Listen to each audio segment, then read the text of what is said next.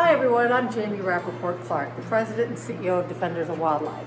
I'm on my way in to talk with Aimee Delach, our Senior Policy Analyst for Climate Adaptation.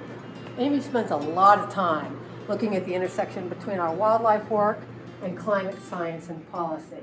Hey Aimee, it's so good to see you. Good to see you too. It's been a long time. Yeah, I know it has. you've been busy. Yeah. So, gosh Aimee, tell me, what's going on? It's really starting to hit a crescendo. The big thing that's happening is that next week, the Intergovernmental Panel on Climate Change is going to release a new major international report on climate change and land. Long overdue. Very much so. So, I think as you know, climate change affects our land in a lot of really serious ways. And the report is going to cover that.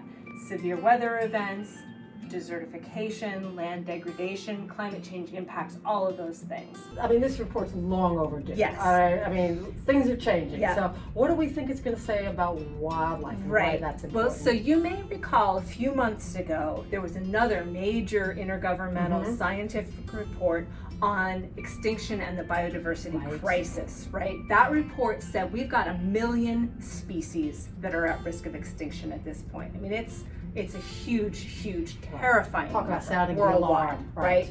And that report said that essentially habitat degradation is the #1 cause of species imperilment. But coming up fast is climate change and all of the different impacts that climate change is having on habitat, is having on our oceans and our sea ice and sea level rise. Climate change all is those changing issues. habitat. I mean, Exactly. They're inextricably linked. Right? Correct, So, correct. right. And so that, we know is a problem for polar bears, but it's a problem for species all across the world and all across the country. Birds, monarch butterflies, red wolves down in North Carolina, they've got just a tiny patch of habitat and sea level rise is coming for them.